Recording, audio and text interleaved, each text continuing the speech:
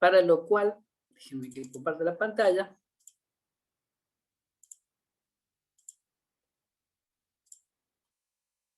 Como siempre, yo les voy a poner una actividad en el aula virtual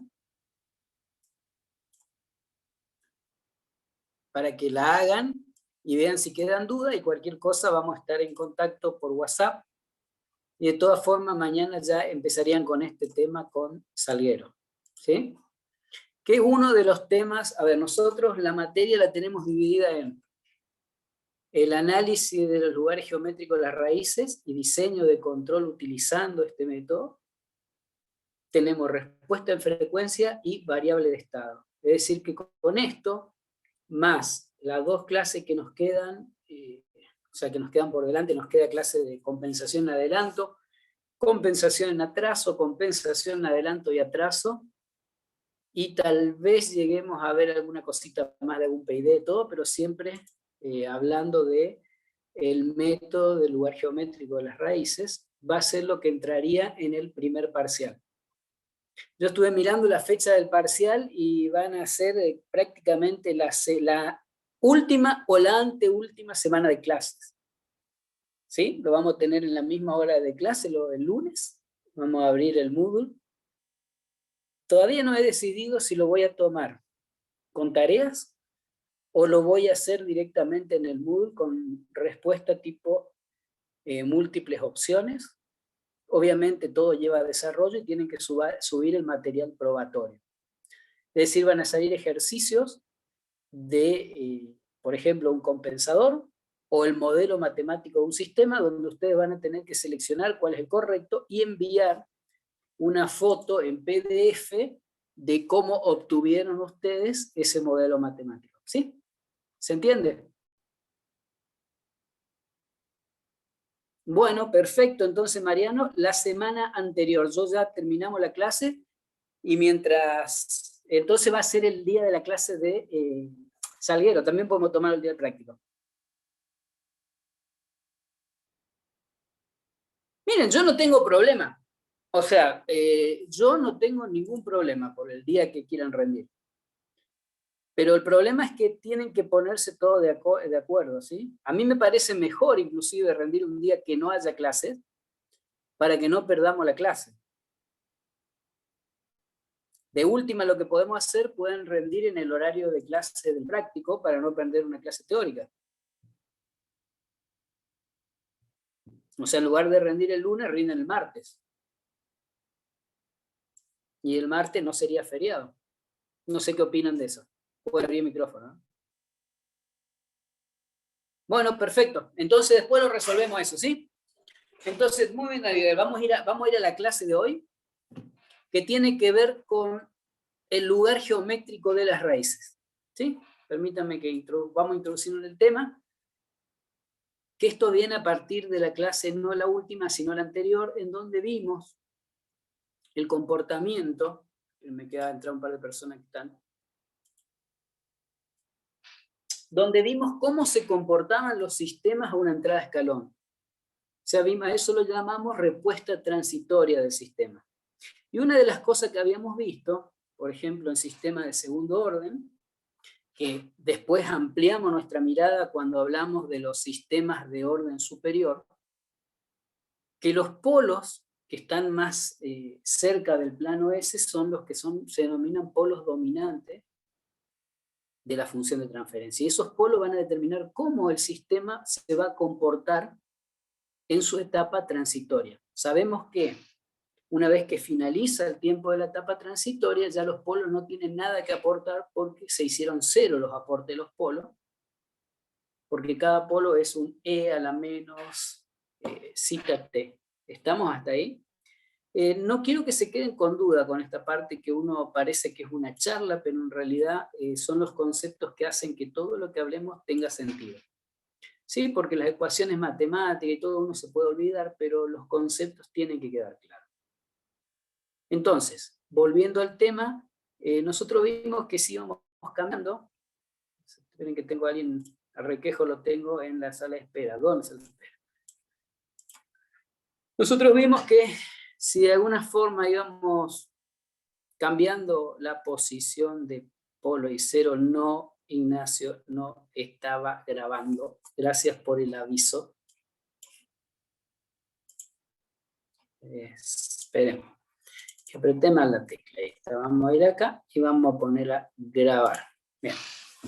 Bueno, volviendo al tema, nosotros vimos que, por ejemplo, en el sistema de segundo orden, según el coeficiente de amortiguamiento, se iba a dar la respuesta transitoria del sistema, y ese coeficiente de amortiguamiento podíamos verlo en el plano S,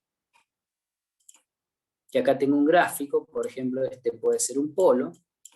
Puedo ver que el coeficiente de amortiguamiento tiene que ver con la ubicación del polo o del cero en el lugar de las raíces. ¿Sí? Igual que nosotros vimos que a medida que se hacía más grande el polo, que no íbamos más lejos del origen, su efecto a largo plazo disminuía.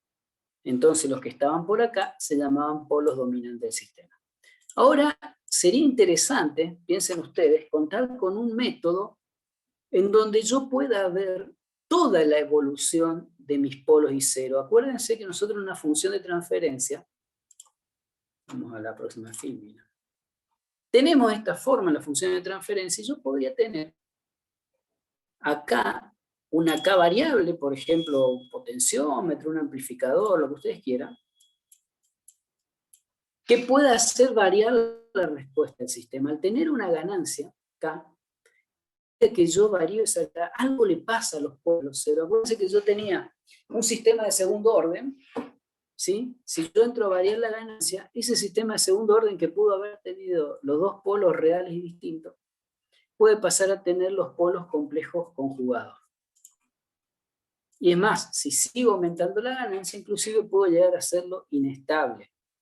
Y eso es una herramienta y una pista importante para saber, estaría bueno contar con un método que me permita a mí ver todo el funcionamiento de mi sistema según la variación de la ganancia. Y puedo hacer más, porque vamos a aprender que podemos cambiar la forma en que se mueven esos polos, en lugar de las raíces del sistema. Entonces, básicamente vamos a hacer un análisis para comprender todo esto de un sistema a nivel bloques, porque es lo más fácil, porque esto es concepto, que acá lo importante es comprender el concepto. Entonces este sistemita ya lo conocemos, un sistema clásico realimentado, que cuando nosotros hacemos el pasaje de CD, llegamos a esta función de transferencia. A lo que está acá abajo se denomina la ecuación característica, porque finalmente esa ecuación característica es la que contiene los polos y los ceros que hacen a la respuesta de mi sistema. ¿Sí? Van a ver, y vamos a mencionarlo acá primero que nada, que existe otro método que es por la respuesta en frecuencia, en donde vamos a aplicar otra forma de resolver el problema de control. Acá vamos a usar el método del lugar geométrico de las raíces, es decir, vamos a estudiar, y lo que vamos a aprender hoy, no vamos a aprender a compensar, sino que vamos a aprender cómo fabricar este lugar de raíz. Vamos a aprender cómo movernos y cómo simplemente seleccionando una ganancia puedo cambiar, ya conociendo, no adivinando, la respuesta temporal del sistema. Entonces vamos a trabajar. En el método del lugar de las raíces vamos a trabajar con esta ecuación característica, ¿sí?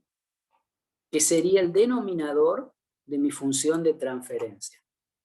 A eso se denomina la ecuación característica. Y vamos a estudiar qué condición tiene que cumplir un punto en el plano S. ¿Sí? Acuérdense que el plano S teníamos la parte real y la parte imaginaria. Yo pongo un punto en cualquier lado, lo tiro ahí, a este punto S0, que va a tener una parte real R0 y una parte imaginaria I0. O sea, tiro un punto en mi plano S y yo quiero saber qué condiciones tiene que cumplir para poder formar parte del lugar geométrico de las raíces de la ecuación característica. Esa es la idea y es el concepto que vamos a estudiar ahora. ¿Sí? Yo quiero saber si hay un punto, cómo lo evalúo y sé si forma o no parte de la ecuación característica. Y un poquito más allá y voy a hacer un gráfico. Y hoy tienen que salir sabiendo hacer gráfico del lugar geométrico de la raíz. Bien, entonces, ¿qué tiene que cumplir plantándome acá? ¿Qué tiene que cumplir un punto para pertenecer a esta ecuación? Si yo tiro un punto cualquiera a S0, ¿qué tiene que tener o cuál es la característica de este punto para que sea parte de esta ecuación? Acuérdense, y vamos a rememorar un poquito geometría analítica, cuando hacían las gráficas y veían los puntos de una recta, cómo se determinaban los puntos de la recta. Bueno, acá lo mismo. Si yo agarro ese punto S0 y evalúo la función G de S y H de S, se evalúa toda esta ecuación con ese punto S0 que tiene su parte real y su parte imaginaria. Si ese punto es parte del lugar de raíz, tiene que cumplir con esa ecuación. O sea, yo lo pongo ahí y me tiene que dar 1, más eso me tiene que dar 0. ¿Sí? Como estamos hablando de una ecuación basada en una variable compleja, que ya vimos la variable compleja y toda la historia, nosotros podemos decir que ese punto tiene que cumplir por un lado una condición de módulo y por un lado una condición de fase. La condición de módulo es que tiene que ser 1, ¿sí? Y la condición de fase debe ser más o menos 180, y este numerito que ponemos acá, fíjense que es una pavada este número, es simplemente para que siempre me dé números impares, ¿sí? Porque tiene que ser más o menos 180 o tiene que ser 180 por 3, no puede ser 180 por 2, que es 360, ¿sí? Entonces, esta es la condición que un número, un punto cualquiera en el plano S tiene que cumplir para satisfacer a esto que es la ecuación característica.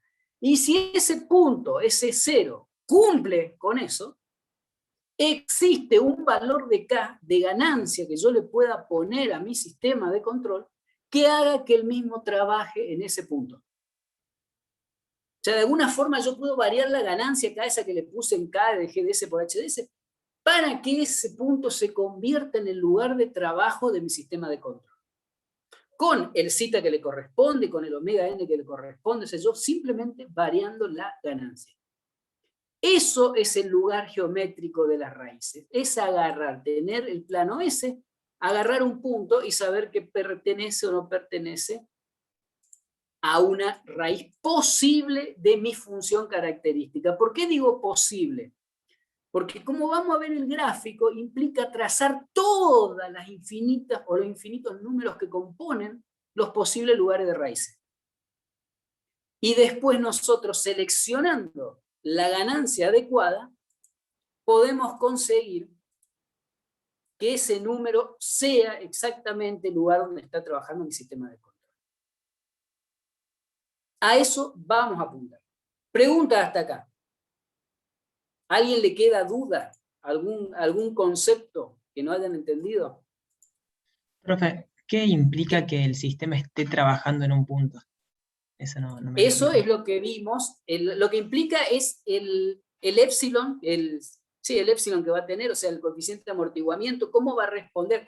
Esto que tenemos acá, cada uno de estos elementos, fíjense, el zeta está involucrado, es el coseno de beta, está involucrado con la respuesta transitoria.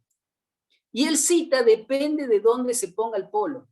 Entonces, si yo voy variando la posición del polo, puedo hacer que mi sistema, que se encontraba, por ejemplo, acá, pase acá, acá, que llegue inclusive hasta acá, y puedo llegar a hacerlo inestable. Eso es lo que implica hacer que el sistema trabaje en un polo o en otro, o en un punto o en otro. Le cambio la característica de respuesta transitoria. Cambio cómo el sistema se comporta en la entrada de escalón. bien, perfecto.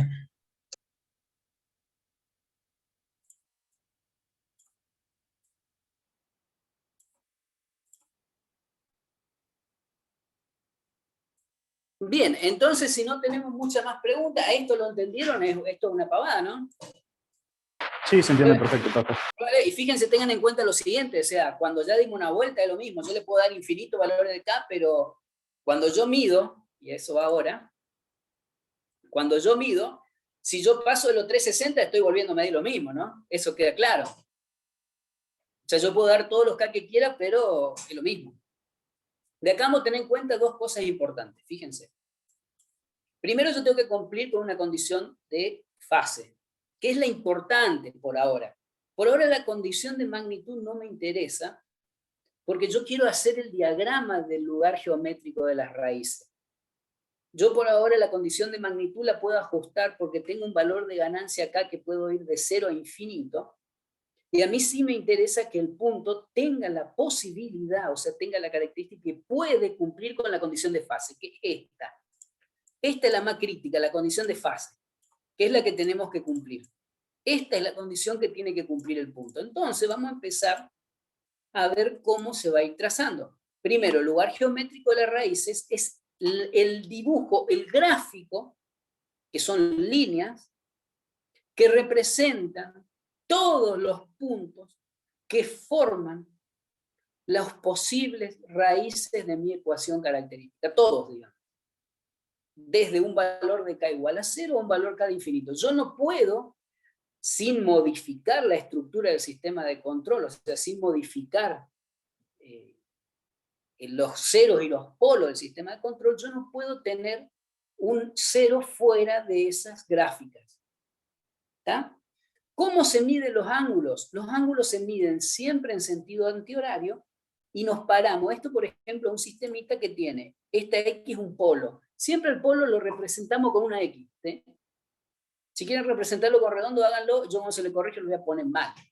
Porque no, en realidad se usa la X por una convención. ¿Sí? La X le van a ir representando todos los polos de la función de característica. Este gráfico acá inicial, esto es un polo, ya está representando a esta función, ¿sí?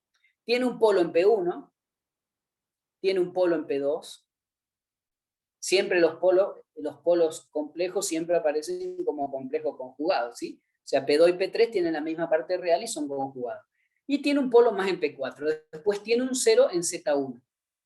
Olvídense de las rayas por ahora. O sea, estos polos y ceros son los que representan a los polos y cero de mi función, de mi ecuación característica cuando la ganancia vale 0. ¿Sí? O sea, cuando no tengo ganancia externa. Después, si yo quiero probar si este punto cualquiera, este punto S cualquiera, está, yo agarré así, cerré el ojo y ¡tac! Puse en algún lado de mi plano S, puse el punto. Si yo quiero saber si ese punto es parte del lugar geométrico de las raíces, tengo que medir todos estos ángulos. Tengo que medir el ángulo del polo P2, del polo P3, del polo P1, del polo P4. O sea, tiro una recta desde el polo al punto, de los 0 al punto. ¿Sí? Y la resta de este ángulo, que es el 0, menos todos los otros polos, tiene que cumplir con la condición de ángulo. Si no cumple con la condición de ángulo, ese punto no puede formar parte del lugar geométrico de las raíces. Si cumple con la condición de ángulo, después calculo el valor de la ganancia. Fíjense que la condición de magnitud que está acá abajo, que yo no la veo porque me tapa lo del zoom, esta parte, la condición de magnitud,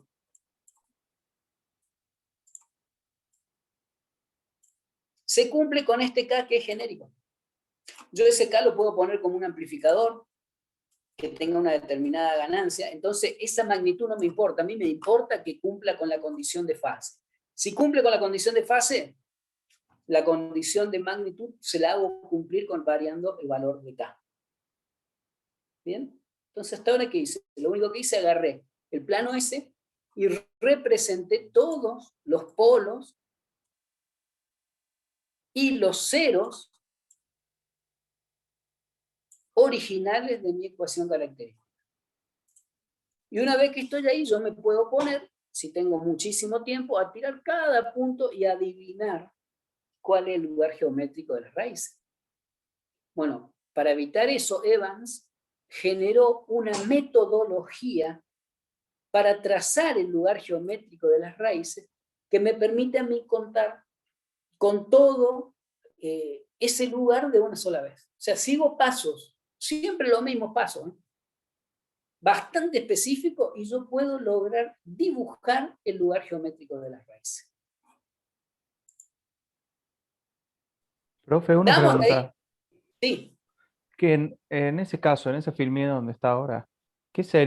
¿cuáles serían los valores de B1, A1, A2? Eso lo mido con una regla. Ah, sería como Ah, la Son distancia los de la recta. módulos, son Claro, el los aporte de módulos. módulo de cada polo y cada cero. Fíjate que eso se ve acá. Vos trazás una recta del polo, o sea, de todos los polos y los ceros para ganancia cero, al punto de prueba, ¿sí? En esa recta medís por un lado el ángulo, para ver si cumple con la condición de fase, y por otro lado medí el módulo, para ver si cumple con la condición de magnitud. O sea, medir la magnitud que hay en esto del segmento de P3 a S, de P1 a S, de Z1 a S, y haces la multiplicación de toda la ganancia y o sea, los ceros sobre los polos te tiene que dar 1. Si eso te da 1, este es un punto el punto donde está trabajando ahora tu punto del URL, ¿sí? O sea, acá lo importante es que des esto, porque como a esto lo varias, vos haces que esto de alguna forma calce. Es más, cuando hagamos diseños de sistemas de control basado en el lugar geométrico de las raíces, el diseño más simple es variando la ganancia. Si yo tengo un sistema de control y quiero que tenga, por ejemplo, un epsilon de 0,7, coeficiente de amortiguamiento de 0,7, yo variando la ganancia puedo hacer que, si el sistema lo permite, trabaje en ese lugar.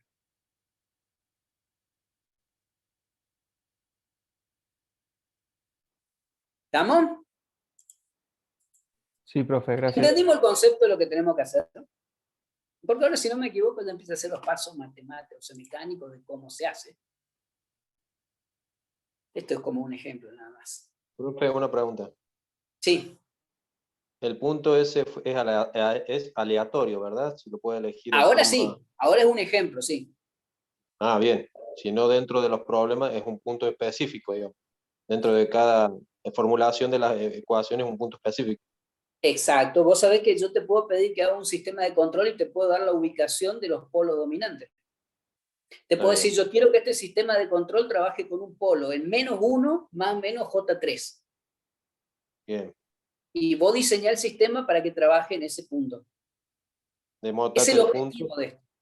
el punto de prueba también va a tener es un punto específico donde yo obviamente con esas distancias, digamos, de polos y ceros, ya puedo más o menos especificar cuál es mi punto de prueba. Claro, en realidad vas a ver, todavía no entramos acá, vas a ver que hay un método que es el Evans que te permite trazar todos los puntos que existen del lugar de raíz. Ah, bien. Excelente. O sea, vamos a trazar, vamos a dibujar el lugar geométrico de las raíces con un método bien específico, lo vamos a dibujar y ya vas a tener todos los puntos de prueba válidos. Bien, listo. Eso quería saber. Acá la idea de tirar el punto de prueba es que comprendan cómo se puede determinar si un punto cualquiera del plano S pertenece o no al lugar de las raíces. Es poco práctico, obvio. Si Sí, tengo sí, que sí, entrar a sí. tirar punto de prueba, no hay forma, ¿viste? Sí, por eso digo. Listo, profe. No Gracias. hay forma. Por eso Evans nos da las herramientas y después el C-Lab, el MATLAB, el Octave, todos ellos tienen la forma de trazar el lugar geométrico de las raíces. Una pregunta, de que básicamente, ¿cuál sería el fin o qué nos beneficia saber el lugar geométrico de las raíces? Para poder diseñar un sistema de control y para decir yo quiero que este sistema de control tenga, por ejemplo, un epsilon de 0,7, porque quiero que trabaje así, yo necesito saber cómo, y si puedo hacerlo simplemente con el cambio de ganancia, lo hago con el lugar original, y si no voy a compensar el sistema con compensadores de atraso y adelanto que me permitan ubicar el polo en el lugar que yo quiero. Usted está hablando para cuando nosotros queremos diseñar un sistema que sea sobreamortiguado o subamortiguado. Para cualquier sistema que tengas que diseñar basándote en la respuesta transitoria.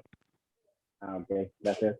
Si tus requerimientos del sistema vienen en forma de respuesta transitoria, omega n, epsilon, polo, etc., tenés que usar el lugar geométrico de las raíces. Ok, gracias. Profe, hay un compañero en la sala de espera. Decirle que se me perdió la llave, pero no veo a nadie, che, ¿por qué no veo a la gente en la sala de espera? No me sale acá. 4 hay en sala de espera. Ahí los hice pasar a todos. Gracias. Avísenme, por favor, porque no me sale, no sé por qué no me avisa el Zoom que hay gente en sala de espera. Bien, sigamos adelante entonces. Esto es simplemente un ejemplo para que lo vean, esto después cuando miran la filmina, véanlo tranquilo, ¿sí? Vamos a ver ahora cómo se construye, porque ¿qué me gustaría a mí tener? Le voy a mostrar qué es lo que vamos a tener. Esto vamos a tener. A esto vamos a llegar, ¿sí? Esto es el lugar geométrico de las raíces del sistema que está acá abajo. O sea, todas estas rayas, tanto esta raya, como esta raya, como esta raya, son todos los puntos del plano S que cumplen con la condición de fase. Todos esos puntos pueden ser el lugar donde mi sistema trabaja. Fíjense que si yo no tengo ganancias, tengo ganancia cero, voy a estar acá parado en el polo, en estos tres polos, en ese punto. A medida que voy cambiando la ganancia, se va modificando el sistema y va a llegar un momento donde se me va a hacer inclusive inestable. Cuando se hace inestable se va todo el diablo. Por eso es importante conocer. Pero ese es el lugar de la raíz. Cuando ustedes ven un gráfico como este, lo que están viendo son todos los puntos de S, que forman parte o pueden ser raíces de la ecuación característica, variando simplemente la ganancia, ¿eh? Porque yo me paro acá, este punto cumple con la condición de módulo, porque si yo tiro tres vectores, tiro uno de acá, tiro otro de acá, y tiro otro de acá, si yo sumo los tres ángulos me va a dar 180 grados. Si yo me paro en este punto de acá, y hago el mismo ejercicio, tiro uno acá, otro de acá, y otro de acá, me va a dar 180 grados, y así para cualquier punto que se encuentre dentro de estas rayas, de estas curvas. Ese es el lugar geométrico de las raíces. Vamos para atrás. Entonces vamos a ver cómo se traza, ¿sí? Primero, lo primero que vamos a hacer nosotros, mañana van a hacer la parte práctica, pero vamos a ver cómo se traza. Lo primero que vamos a hacer nosotros, tenemos un eje, una ordenada y abscisa. Déjenme que tire una rayita por acá.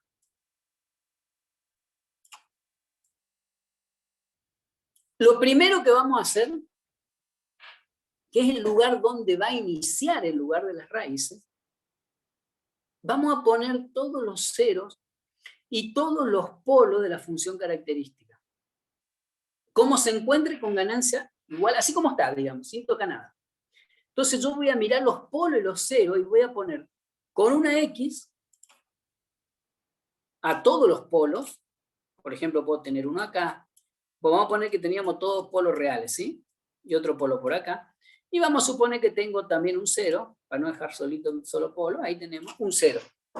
Es el primer paso que tenemos que hacer, lo primero que tenemos que hacer. A medida que, o sea, esos puntos, que son los puntos iniciales, son los puntos de ganancia 0, esos son los puntos de origen del lugar de las raíces. Todo empieza ahí. A medida que yo voy variando la ganancia, es decir, voy haciendo o voy pasando por los distintos puntos que cumplen con la condición de fase, lo que va sucediendo es que a mí se me va a ir desarrollando, se me va a ir moviendo los polos. Para distintas ganancias voy a tener distintos polos. O sea, si yo arranco acá, pero con ganancia 0, cuando tengo ganancia 10, a lo mejor mi polo vino de alguna forma para acá arriba, y está acá. Eso es lo que me va a hacer el lugar de raíz. Ahora tenemos que ver cómo se hace. Hasta ahora lo único que hicimos es poner todos los polos y los ceros, ¿sí? Siempre el lugar de raíz arranca de los polos y terminan en los ceros de las objetos. Siempre se termina uniendo el polo y el cero. Si es una función que tiene más polo que cero, que es la común, nunca vamos a tener una con más cero que polo, porque dejaría de ser causal. Cuando nosotros tenemos siempre más polo que cero, los polos que no consiguen cero acá porque la función no los tiene, van a cerrarse en el infinito. Van a terminar en un cero que se encuentra en el infinito. Son las ramas esas que vimos que se iban arriba, o sea, teníamos una rama por acá que hacía, por ejemplo, así, se iba. Bueno, eso sería los polos que se van yendo, y por acá lejos, supongamos que esto sea el infinito, acá existe un cero en el infinito donde va a terminar el polo. Si yo le sigo dando ganancia a dos manos, y en algún momento va a terminar en un cero y no se va a mover más, ¿sí? El número de brazos, o sea, que va a tener la en lugar de raíces, cuántos brazos va a tener, es igual al orden de la ecuación característica. ¿Sí? Acuérdense que era el S más alto. Si S es igual a 3, quiere decir que va a tener 3 brazos. Si S es igual a 4, va a tener 4 brazos. ¿Sí? Otra cosa muy importante, dijimos, yo estoy repasando los pasitos de esto, dijimos que los polos complejos que tiene una ecuación característica, o los ceros complejos, siempre se presentan con su conjugado. ¿Sí? Siempre aparece. Entonces, ¿qué significa? Que si a mí me aparece un polo por acá, el otro exactamente igual, pero acá abajo tiene que aparecer. ¿Y esa qué consecuencia tiene? La consecuencia que tiene es que el lugar geométrico de las raíces es simétrico para la parte positiva de J y negativa de J. Quiere decir que si yo para arriba tengo una cosa así, acá abajo voy a tener la misma forma. Bueno, me salió más o menos parecido.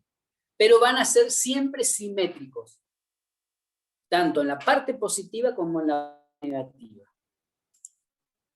¿Bien? Después, cuando, como en el caso del ejemplo, existen más polos que cero, hay polos que se van a terminar yendo al infinito. Porque no van a tener un lugar con K finito para cerrarse. Entonces esos polos se van al infinito. ¿Sí? ¿Cómo? O sea, ¿a dónde se van? Y ahí entra lo primero que es interesante del gráfico lugar de raíces. A medida que yo voy variando el valor de K, estos polos se van haciendo asintóticos a una recta. ¿Sí? Y yo puedo calcular el ángulo de esa recta. Y ese ángulo, y el ángulo de esa recta es igual a 180 dividido la relación que hay entre cantidad de cero y polo. ¿Sí? Entonces, si yo tengo 3 polos y no tengo 0, las asíntotas van a estar a 60 grados. Si tengo 3 polos y un 0, las asíntotas van a estar a 90 grados. ¿Qué significa una asíntota a 90 grados? Significa una raya, ya vamos a ver cómo determinamos dónde hacer la raya. Una raya así, que en algún lado estos polos van a chocar y van a salir uno para arriba y uno para abajo. Y en el infinito van a quedar pegados a esa asíntota de 90 grados.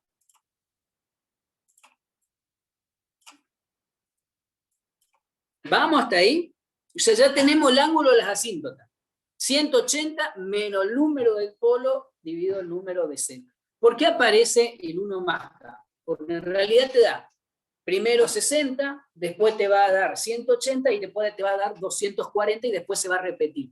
¿Sí? Cuando son, por ejemplo, asíntotas que tiré que eran 3 polos, vamos a poner así como está acá también, vamos a poner el otro polito acá, vamos a hacer desaparecer este 0 para que no moleste. Entonces, en este caso, yo voy a tener 3 asíntotas. La primera medición sería 180 dividido 3, tac, tiro una ahí. La segunda va a ser 180 por 3 dividido 3, lo cual sería 180, va a haber una para acá. Y después la otra, estoy seguro, calcúlenlo ustedes, que me va a dar acá, que va a ser menos 60 grados. ¿Sí? Y después, si sigo dando vuelta, el próximo va a volver a salir acá. Y el otro va a volver a salir acá. Y puedo hacer todas las que quiera, pero van a salir siempre con el mismo ángulo. Ya se agotaron. Entonces tengo el ángulo de las asíntotas. ¿Bien? Que es a donde se va a hacer el polo paralelo. Después, ¿dónde la asíntota corta el eje real? Porque yo le di ángulo, pero no sé dónde apoyar el transportador para poder marcar ese ángulo, algo importante. Entonces, para eso, yo agarro y sumo las del lazo abierto menos los 0 del lazo abierto y lo divido por la diferencia de n menos m. O sea, n es la cantidad de polo, la cantidad de polo y m es la cantidad de 0. Entonces, ¿esto cómo quedaría? Por ejemplo, si yo tuviera un sistema cualquiera, arriba tendría s más 3, y abajo tengo s más 5, s más 4, por ejemplo, y un s más 8. Para saber las asíntotas que hago, bueno, tengo que hacer los polos de lazo abierto de 5 más 4 más 8.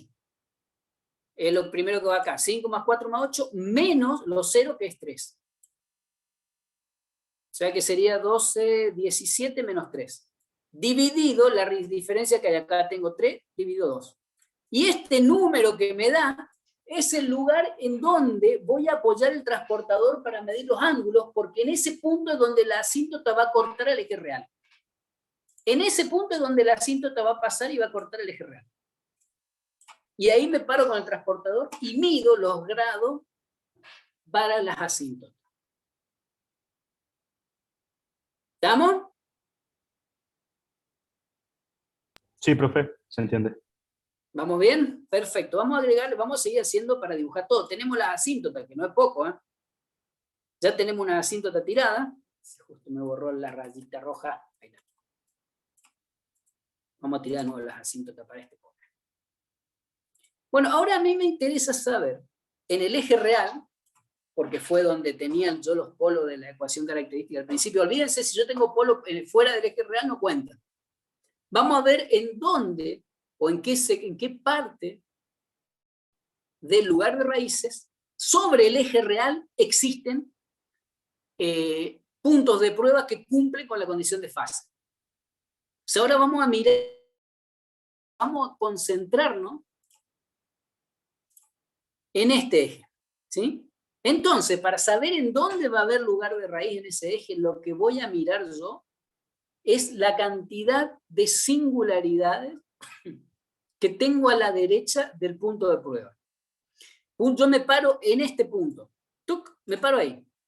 Me fijo la singularidad a la derecha, para allá. Si la cantidad de singulares para la derecha es impar,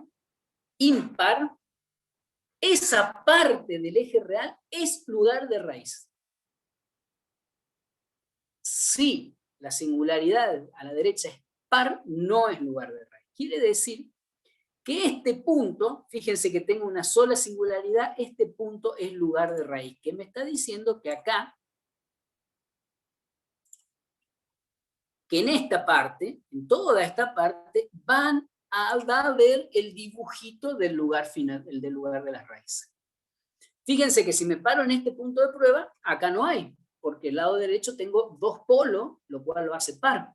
Y si me paro en este punto de prueba, tengo tres polos, lo que me dice que acá también hay lugar de las raíces. ¿Bien? O sea, ya agarramos en la recta del eje real y sabemos dónde hay puntos que cumplen con la condición de fase. ¿Estamos bien? Perfecto, profe. ¿Estamos todos ahí? Sí, profe. Y ahora nos queda el tema de ver dónde se separa el lugar, porque tengo asíntota, tengo lugar donde existe, pero quiero saber, por ejemplo, yo sé que acá hay un lugar de raíz que esta no se va a separar porque está solito el polo. Pero en esta, que hay dos polos, lo que va a ir pasando a medida que la ganancia cambie es que cada uno de estos polos va a empezar a acercarse al otro. Y en algún momento se van a salir del eje real. En algún momento, esos dos polos que eran parte de mi sistema, que se presentaba como un sistema sobreamortiguado, que significa que él está parado sobre el eje real, se va a empezar a convertir en un sistema subamortiguado y los polos van a salir del eje real y van a empezar a subir y a bajar. Van a separarse. ¿Sí? Ese punto de separación se llama punto de ruptura. Es decir, un valor en el eje real donde en un momento se encuentran los dos polos y de ahí se separan. Para encontrar ese punto de ruptura, se hace la derivada de la ecuación característica y se encuentran las raíces de esa ecuación. O sea, yo agarro la ecuación característica, 1 más GDS por HDS, hago la derivada con respecto a S y encuentro las raíces. Esas raíces, no todas van a dar, por ejemplo, le va a dar una por acá. Esa no es punto de ruptura. Le va a dar una por acá arriba, imaginaria, tampoco es punto de ruptura. La que le va a dar en medio de estos dos es el punto de ruptura. Quiere decir que hasta ahí van a llegar los dos polos o los dos ceros, si son cero también se rompen y se separan, van a llegar las dos singularidades y en ese punto va a salir una para arriba y otra para abajo. El punto de ruptura, déjenme mostrarles, es este, para que entiendan. Este es el punto de ruptura. En ese punto se separan en lugar de raíces. Y esto es el ángulo de la asíntota, ¿ven? En este lado, la asíntota al final van a ser a 60 cálculo. O sea, salen disparadas a 60 grados. Y en ese punto de ruptura, que son las raíces de la derivada de la función, es donde se van a encontrar y van a salir. ¿Sí? Entonces, una vez que tenemos el punto, ya tenemos cómo se separa y todo, el otro punto que me interesa, porque yo ya entré a dibujar medio a mano alzada, ¿sí? Vine por acá, separé por acá, separé por acá. Quiero saber en dónde corto este eje. Y ya lo conocen el método. ¿Qué significa que se corte ese eje? A veces no se corta, porque si la asíntota da 90 grados, pero le pueden dar todo lo que quieran y ese sistema va a ser siempre estable. En cambio, cuando está a 60 grados, el sistema deja de ser estable. Entonces, ¿dónde se va a cortar? ¿Y cómo hago para encontrar el punto de donde se corta? Escucho opiniones antes de volver con la filmina atrás. Aquellos que leyeron ya saben, pero no importa. ¿Qué aplicamos? ¿Cómo determinamos cuando el sistema se hace inestable? Porque eso es lo que sucede. Este punto de ruptura implica el punto en donde el sistema deja de ser estable. Yo le doy más ganancias, es inestable. Si me mantengo ahí, es críticamente estable.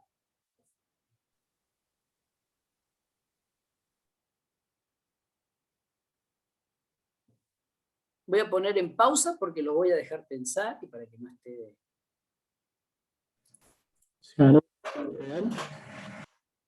¿Cómo? Ahí ¿Se anula la parte real? No. Tampoco con Dori por ahí. Es más simple, ya lo hicimos.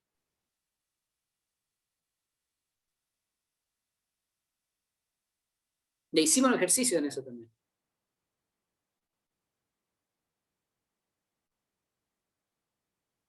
¿O me ha faltado darle el tema? ¿Vimos el método de Ruth? ¿Saben que ahora dudé? ¿De Ruth Hurwitz? Lamentablemente no. Bueno, No, entonces no eso es lo que se aplica. Entonces ahora le voy a dar el método de Ruth Hurwitz también. Entonces sabemos eso. Bueno, el método de Ruth Hurwitz permite determinar... o sea, ya lo vieron en teoría del circuito 2. Bien, bueno, ahora lo vamos a repasar, ¿no? Sí, Entonces, mejor. eso es verdad. El método de Ruth Hurwitz es el que se usa para determinar la estabilidad de un sistema. Ese método ya lo conocen, que es donde ustedes plantean las ecuaciones en S y determinan la cantidad de cambio de signo que aparece en la primera columna. Ya lo vamos a ver, tengo una filmina para eso. Entonces, a partir de ese método es que, voy a grabar de nuevo esto, utilizando el método de Ruth Hurwitz, vamos a determinar cuál es el valor de K que hace inestable el sistema. Y ese valor de K que hace inestable el sistema, yo obtengo, para ese valor de K, obtengo el valor de los polos y me va a dar el valor de este polo, que es el lugar donde se corta. O sea, obviamente este polo tiene parte real igual a 0. Y ahí va a pasar el lugar de raíces. Ahí va a cruzar el lugar de raíces a la parte imaginaria. Entonces ya tengo dónde hay lugar raíz en la parte real, tengo las asíntotas, que son las que para dónde se va a terminar de juntar en el infinito, tengo el punto de quiebre del lugar de raíces y sé por dónde corta el eje real. Con todo eso yo puedo dibujar ya el lugar de raíz.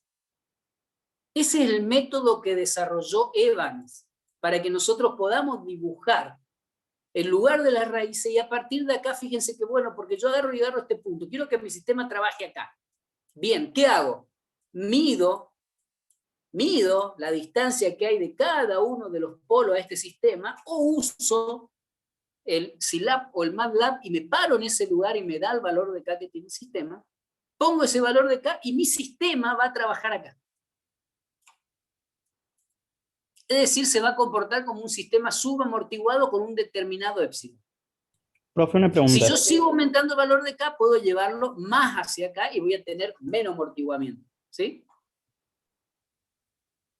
Cuando nosotros estamos con los polos y vamos aumentando la ganancia y llegamos al punto de ruptura, ¿cómo sabemos, en el caso ese, por ejemplo, cuál es la trayectoria de polo que va hacia arriba y cuál es la que va hacia abajo? En realidad no te importa.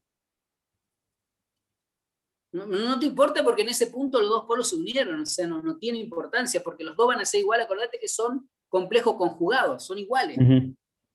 Cambia únicamente la parte imaginaria, así que no es que va el polo acá, bueno, MATLAB sí porque pone cada uno de los valores y los dibuja, pero a nosotros no nos interesa cuál es el que va para arriba o abajo, porque no hace ninguna diferencia. Es exactamente lo mismo. Perfecto.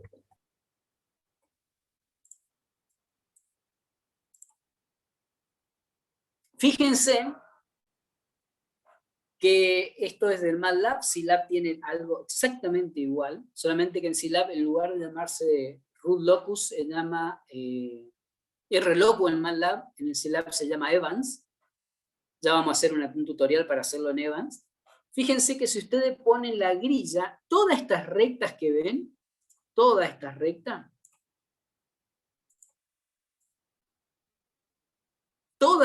rectas son rectas de coeficiente de amortiguamiento constante.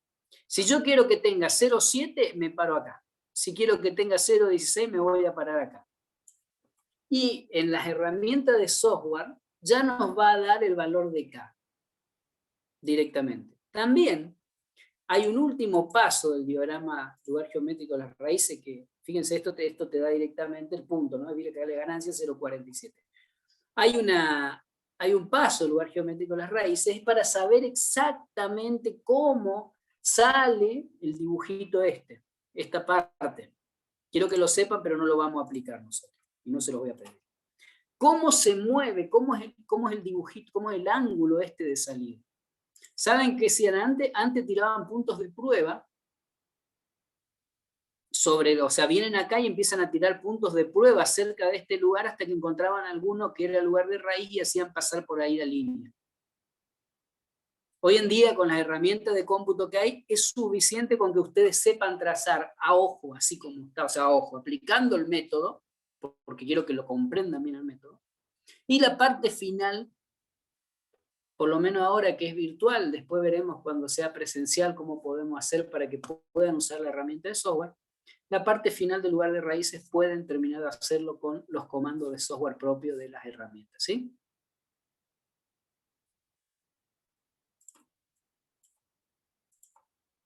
¿Alguna pregunta hasta acá? Fuera del método de root, que ya lo vemos. Sí, tenemos tiempo tranquilamente. Profe, ¿la herramienta de software lo vamos a poder utilizar en el parcial entonces? ¿Sí? Para Yo no tengo determinar problema con la herramienta de software. Está bien. Es más, o sea, vamos a la realidad. Somos controlistas y el control hoy no se hace a ojo. Pero Claro. si ustedes no conocen los conceptos, no les sirve. Eso es lo que iba a decir, si no formula bien la ecuación de los polos, estamos hasta digamos, en la ecuación de transición estamos mal, digamos. Por más que hagamos el éxito, no va a generar un sistema estable ni a gancho. Exactamente, para mí es importante, aparte me parece muy importante de que aprendan a usar la herramienta de software, porque yo creo que es lo mismo que si quisiéramos que todos los cálculos se hagan manuales y no usemos calculadora. ¿Está bien? Hoy en día ya no es esa la realidad. Está bien. Y tenemos que ayornarnos con lo que es la realidad. Bien. ¿Se entendió la pregunta, compañero? Sí. Bien. Entonces acá es lo que es lugar de raíces. Seguramente mañana con Salguero lo van a practicar. Entonces ahora yo le voy a decir, vamos a tomar un ratito, unos 10 minutitos, para que lo piensen, a ver si salen dudas, y volvemos para que le dé el método de roots. Profe, No lo hago ya tengo porque una duda tengo que yo. buscar la filmina. ¿Cómo? Tengo una duda que capaz que lo Sí. dijo, pero no me puedo dar cuenta. ¿Por qué, por ejemplo, entre el polo 0 y -1, esos dos polos sí chocan, pero después no hay relación entre el -1 y -2, como que hay una línea punteada? Acuérdense que, sí, ya sé, fíjate acá. Acordate y acuérdense de esto. No entiendo lo que dice Federico, después comentame bien, Federico, que no. Fíjense en esto, dijimos que para que exista el lugar geométrico de raíz en el eje real, tiene que haber a la derecha cantidad de singularidades impares. Si yo me paro en este punto, a la derecha únicamente tengo este polo, por lo tanto hay un 1 que es impar.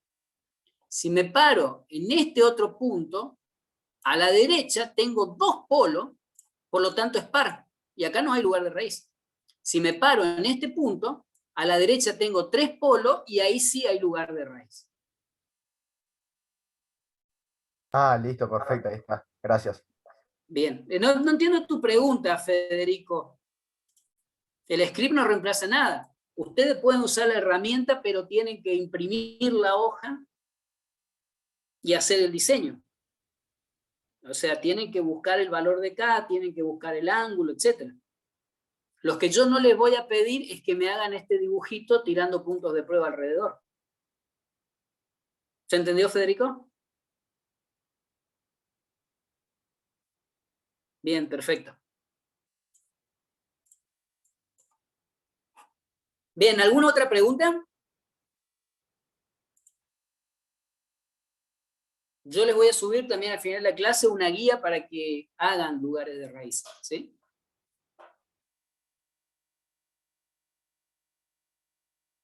Bien, vamos a hacer un cortecito hasta las 25 y ahí no nos desconectamos, quedamos conectados, simplemente voy a sacar la cámara y el audio y me voy a poner a buscar el material de Ruth para presentárselo, ¿sí? Me olvidé esta firma.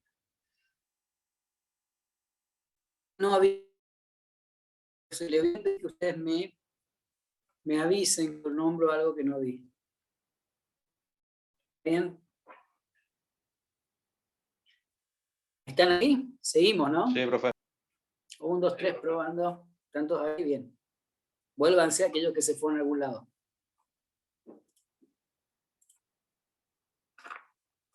Larguemos entonces. Vamos a volver para atrás. Vamos a hablar primero del sistema de orden superior. Déjenme que voy a poner a grabar de nuevo. Los sistemas de orden superior, nosotros vimos, y eso sí me acuerdo que vimos, son sistemas de segundo orden y su respuesta transitoria. Que habíamos visto el épsilon y habíamos determinado que la ubicación del polo y el cero, etc. ¿Qué pasa cuando los sistemas son de tercer orden, de cuarto orden? O sea, tampoco vamos a tener sistemas tan grandes porque a medida que más polo tengamos, los que están más lejos del origen, es decir, los que tienen el número negativo más grande, hacen que tenga poca injerencia, porque imagínense ustedes que un polo que está acá tiene un determinado zeta 1 y otro que está por acá tiene un zeta 2, ¿sí? Acuérdense que estos polos se convierten E a la menos zeta y por supuesto este que va a tener un valor más grande va a desaparecer primero. Y de ahí viene el concepto de polo dominante. El polo dominante en un sistema de control son aquellos que van a dominar o van a ser los que representen las características que el sistema presenta en la respuesta transitoria. ¿Sí? Son siempre polos que se encuentran más cerca del origen y con un orden de 5 veces los otros. Entonces podemos decir este es el polo dominante y los otros hasta podría descartarlo para estudiar el sistema. ¿Sí? Nosotros podemos representar una función, vamos a seguir ahora un poquito más la filmina, una función de transferencia como GDS y HDS como un cociente de polinomios. Si nosotros hacemos eso y seguimos operando con ese cociente de polinomio, nosotros podemos llegar a una representación de la función de transferencia como una ganancia multiplicada por ceros y dividida por polos, ¿sí? Estos serían los polos de la función de transferencia. Si nosotros a esto le aplicamos los residuos para obtener la expansión en fracciones simples, para hacer la antitransformada de Laplace, nosotros tenemos que se van a presentar 3 condiciones, ¿sí? Polos al origen, de orden n, no importa,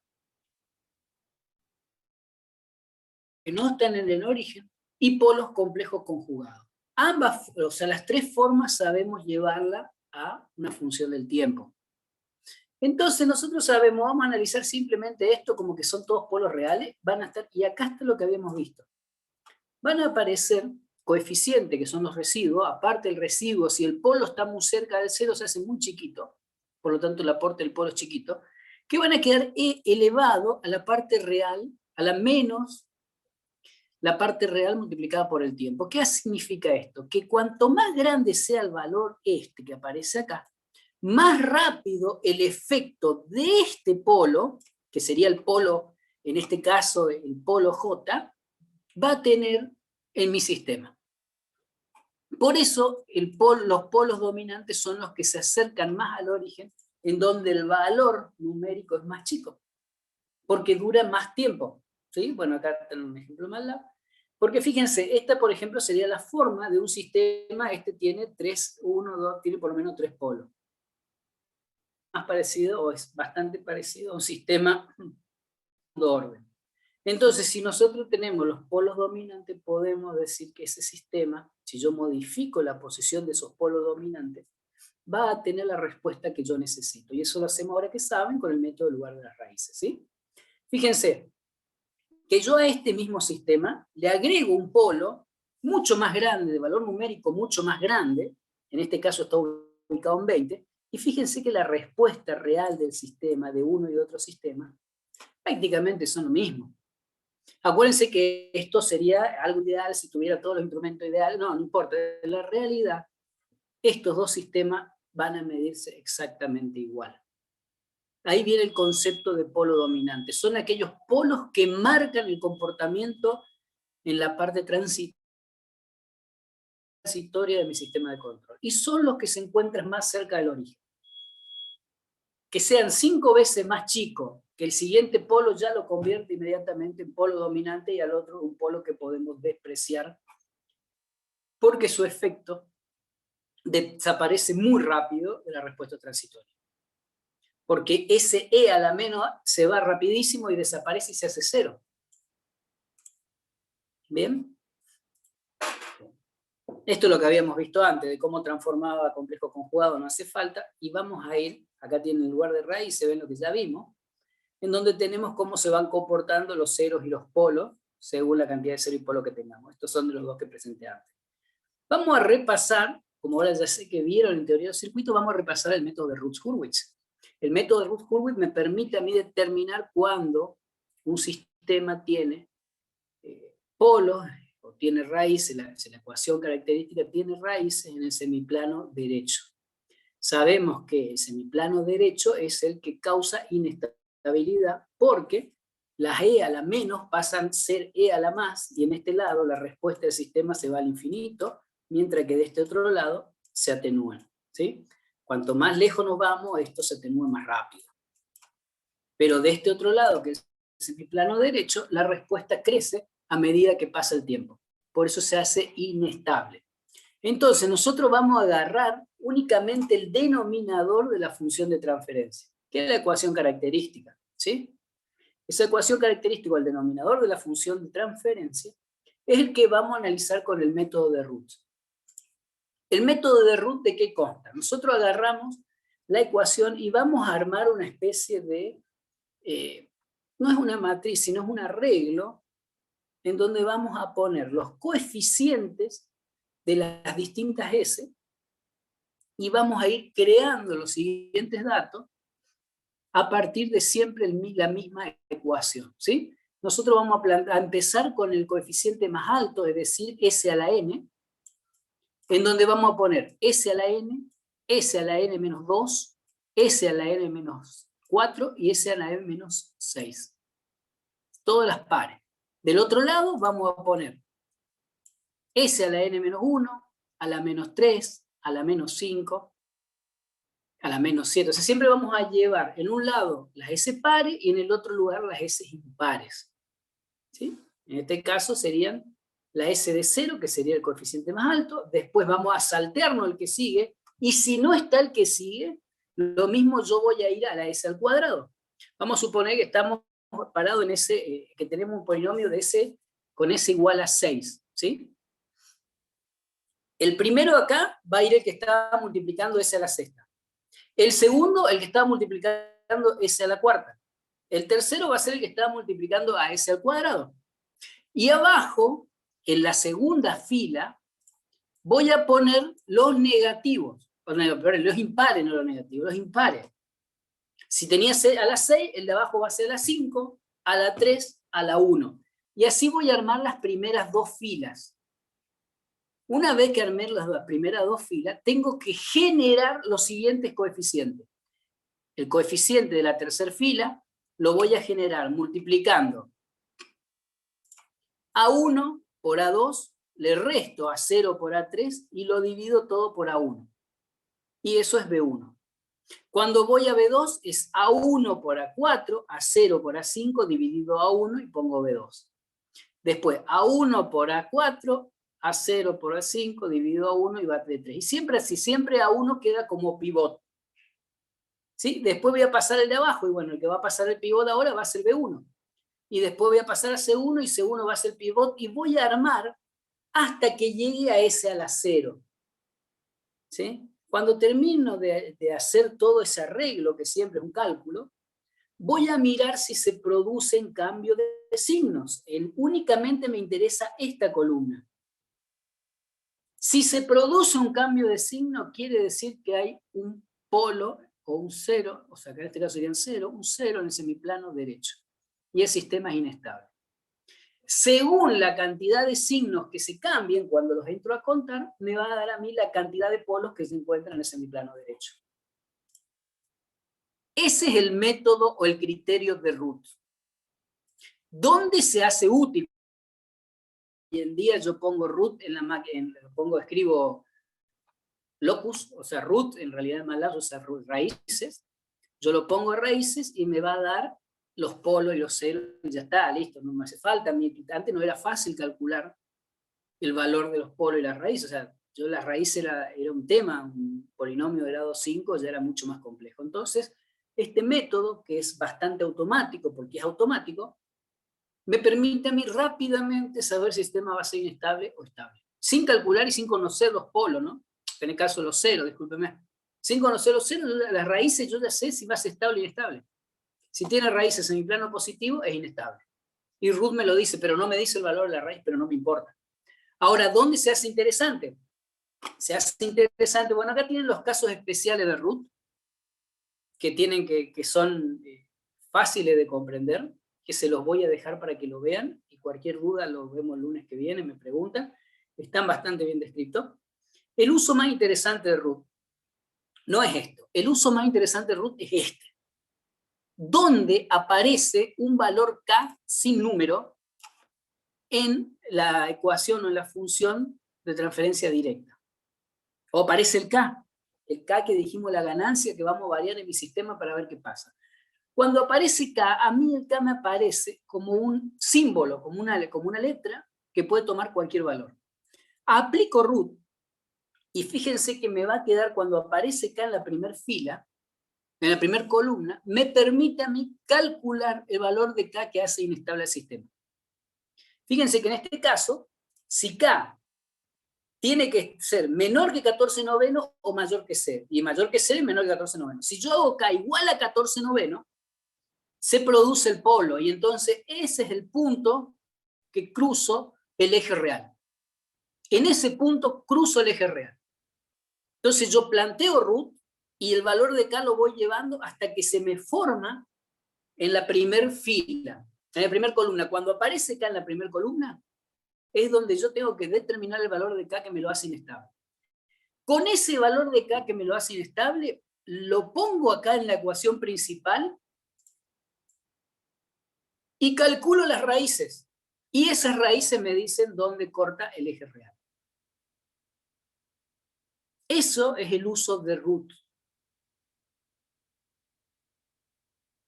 para el lugar de raíz. La parte más importante de Root-Hurwitz, pero MATLAB no me puede generar, por ejemplo, la función que me va a dar K que corta. Sí, si pongo root loco y me muevo con el eje, ¿no? Lo puedo ver de ahí también. Son todos métodos que me permiten y me agilizan mucho. Pero el método de Root, la fuerza que tiene es que yo, al tener un símbolo, yo puedo determinar con una ecuación numérica el valor que tiene que cumplir para que sea estable el sistema. Lo que pasamos rápido, esto lo voy a subir al aula virtual, la filmina igual, fue qué hacer cuando se presentan condiciones particulares, por ejemplo, que me aparece un 0 en la primera columna y no llegué a ese a la 0. Bueno, en ese caso reemplazo el 0 por un número E, que es muy chiquitito, y opero con el E. Y completo la fila que falta. Si se cumple o no, si hay un cruce hay un cambio de signo, listo, ya está. Determino si es inestable. Y la otra posibilidad es que toda una fila sea 0, y en ese caso lo que hago es la derivada, o sea que hay que volver a aprender derivadas a control. Para dos cosas, para esto y para la parte del dibujo del lugar de raíz. No aprenderlo, sino refrescarlo. Pero me parece que Ruth con esto es más que suficiente. Si consideran que no, la clase que viene volvemos a verlo, pero me parece que sí. Lo escucho y para las preguntas que tengan, y después ya tendría que ir pensando yo en ir preparando para alargar Por mí está bien, el final. porque ya también vimos el año pasado Ruth Hurwitz y para mí es suficiente. Bueno, Ya, a todos, bien. va para todos que se fijen, traten de verlo, porque acá más que verlo es volver a hacer ejercicio, ¿sí? Yo por eso voy a subir una guía nueva para que hagan ejercicio de Ruth Hurwitz y método de lugar de raíces. El objetivo es que cualquier duda que tengan durante la semana me lo van mandando por WhatsApp y le voy respondiendo. Le estoy debiendo todavía el modelo matemático del tren de engranaje. Realmente no he tenido tiempo en esta semana. Pero voy a contestarle todas las dudas que tenga por WhatsApp, cosas de que la próxima clase veamos cómo podemos usar el lugar geométrico de las raíces para compensar un sistema. Vamos a trabajar con compensación por adelanto.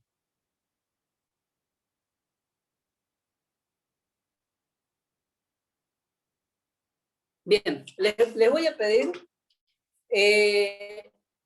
las imágenes casi todas están en el Ogata, Condori. Algunos son la mayoría son del Ogata, ¿no?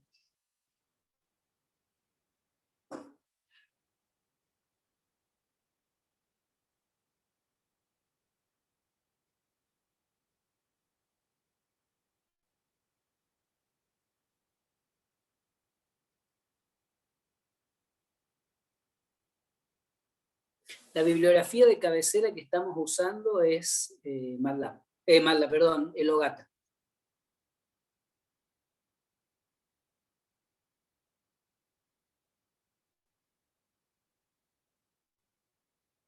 Bien, muchachos, nos vemos el próximo lunes y cualquier duda, yo voy a subir ahora la tarea, como hacemos siempre, la tarea para la parte del lugar de raíces, y creo que tengo de Ruth Hurwitz también, voy a subir las dos para que ustedes puedan ir haciéndolo, y la próxima semana, el día lunes, avanzamos con compensación por adelanto y compensación por atraso si nos da el tiempo. Igual que la filmina van a estar disponibles hoy. Profe, una pregunta. Yo me bajé el SILAB y tuve que reformatear mi máquina, Sí. todo, y me gustaría bajar el MATLAB. Usted me dijo que ya hay una versión en la UV, perdón, en